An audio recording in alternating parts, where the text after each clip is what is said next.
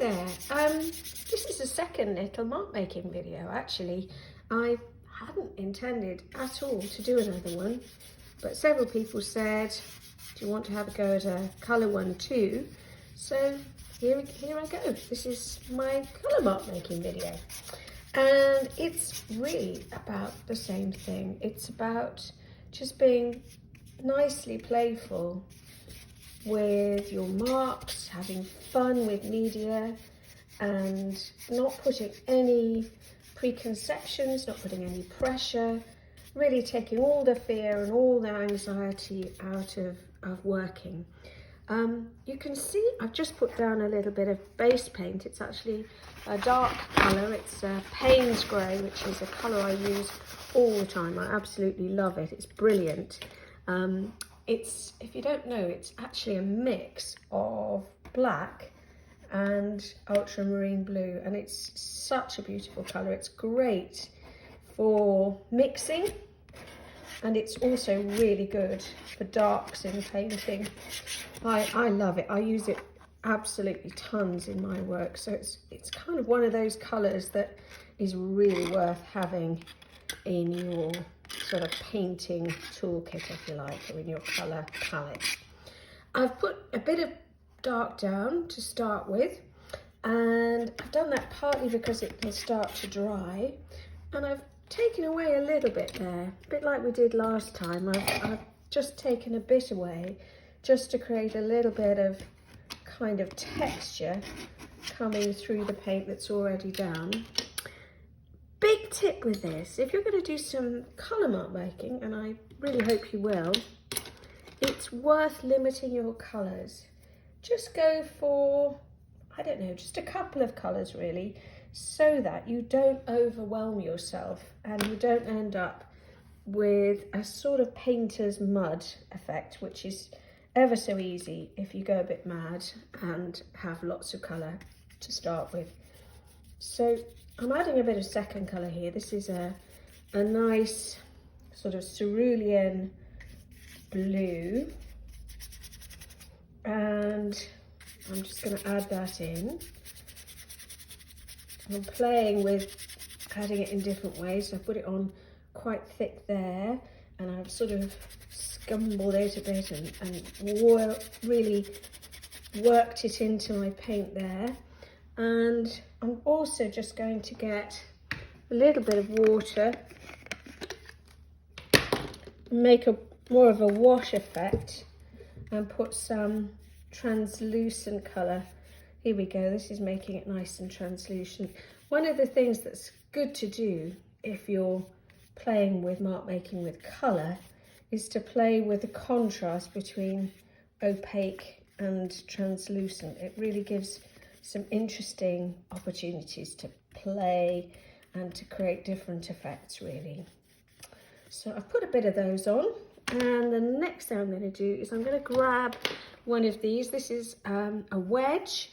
These are great. They're made for painting, but actually they make lots of these for, I think, for cake decorating as well. They're made of silicone, and they're lovely for creating lines, for dragging paint, for really doing all sorts of different effects on top of work, and for just moving paint around. They're really nice. I'm also going to add some white.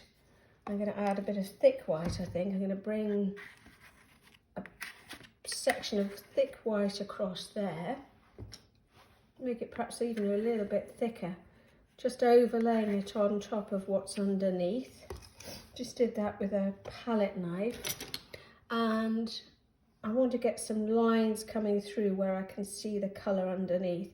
So I'm coming back to this Wedge, but actually I could use an old credit card or a piece of stiff card, really any of those kind of things, just to see if I could create something a little bit similar, same sort of effect, and I think that would actually work. Now that's just where I've got a bit of the paint I've taken off from here, and I'm moving it into this area, which I quite like actually. Okay, so another thing you can try with this is to think about adding things or materials that are different, and it's not something a lot of people do. So, you know, maybe get in there with some coloured pencils. This is a coloured pencil, which I quite like to work on top of paint. It's better on top of really nicely dried areas, but it does work also on areas that are wet. If I do a bit here, it's still a bit wet and it's pulling the paint around. So any kind of coloured pencils work very well for that. This one's a slightly different colour. Let's just try a bit of that. Doesn't change it an awful lot, but it's a slightly different colour. I'm also going to add a little bit of contrast. So I'm going to add a tiny bit of, this is a yellow ochre. I'm going to put that in and just get a little bit of contrast coming across. Now this bit I'm pulling out very kind of thin. I'm quite liking that, that's quite interesting. So I'm doing this with a palette knife, but you could actually, if you don't have palette knives, you can use old glue spreaders. You can use, like we've been saying, you could use a credit card or anything like that that's stiff enough to kind of pull the paint across the surface. Just a little tip, with this you do need a reasonably thick piece of paper. If you use a very thin piece, the problem that you'll have is it won't necessarily stand up to you doing lots of work in it. You know, if you're starting to scrape into it, if you're playing with your marks on it, it might just fall to pieces. It might just let you down. So worth using just a bit of a thicker piece of paper. You could use just an ordinary bit of cartridge paper, pretty much anything. It doesn't have to be, again, it doesn't have to be anything very specialist, whatever you've got really, but something reasonably thick is good. I quite like what's happening here. I've made some marks into that, and I like this contrast there where the colours slightly change. That's really interesting. So I'm kind of getting there with the base of this, I think. I can also add lots of different things. This is an oil pastel, so a little bit of that could come on top, which does create that sort of nice resisting effect that I think we played with a little bit yesterday. So I'm going to put a little bit of that in, and actually I'm going to use a bit of scraping through a bit of incised line just to sort of pull that into these sort of mark shapes I've been making. This is still really random. I'm just playing. I'm really not giving myself any pressure to make anything particular at all. So I've got paint, I've got opaque paint, and I've got translucent paint. I'm playing with blending it, making marks. I've added coloured pencil on top. I've added some oil pastel. You could add soft pastel too if you wanted to. I think I've got here's a chalk. This will do very nicely. And I'm kind of pulling a little bit of that on. It gives quite an interesting effect. I just create a few stronger lines in this perhaps, maybe like that.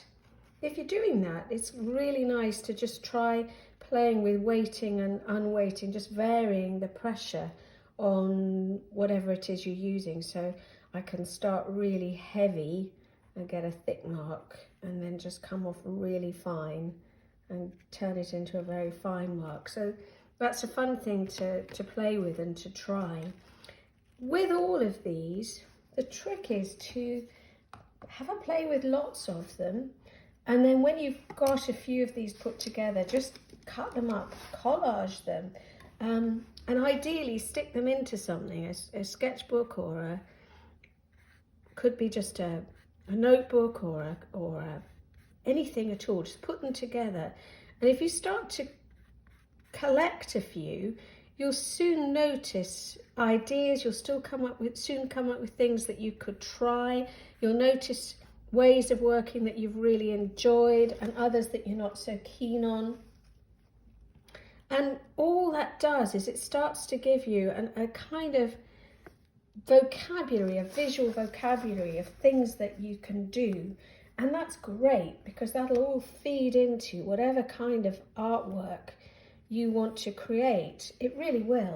It's incredibly useful. So that visual language then becomes your sort of signature as an artist. So I've just done a little bit more on there. I'm going to do a bit of scraping through because I want to disrupt that a little bit. Quite like that. It's quite interesting. I'm going to take a little bit through here as well. This has gone over some of the underlayers. So I'm going to just peel that through and scrape.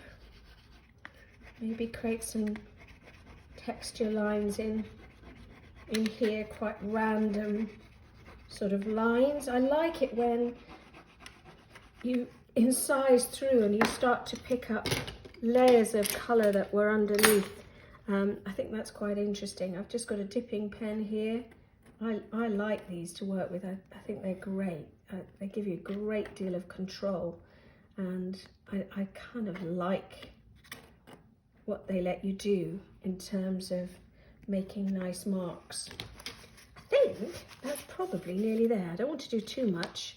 That's another thing. Get used to knowing when you've got enough on a piece of work. You don't want to go too far and take away from some of the freshness and some of the fun of what you've done, I guess, is the tip. So I think that's probably about it. Just to recap then, what you are looking to do is exactly as in the first video. You're looking to really play, just experiment with different materials, whatever you've got. So it could be some paint, some ink, some pastel, wax crayon, crayon pastel, any of those kind of things, and any tools that you've got, and just see what kind of marks you can make. So I'm going to peel that off now. That's all gone. And that leaves me with a nice clean image. And what I would do then is cut this up. I might collage it. I might tear it so I get different effects with cut edges and torn edges.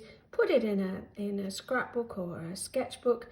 And this is a great sort of way of looking back at things and getting ideas for paintings or prints or whatever it is you want to do. And top tip, remember, if you're going to start doing some mark making in colour, just go like I did here for a couple of colours to begin with, because it will make your life easier and you won't get that sort of nasty mud that you may or may not want, that sort of dirty colour effect. Anyway, that's the end of the second one. I hope you found that useful, and above all, I really hope you'll give it a go. Loads of mark making, great fun, and really good for developing your kind of art abilities. Thanks very much and goodbye.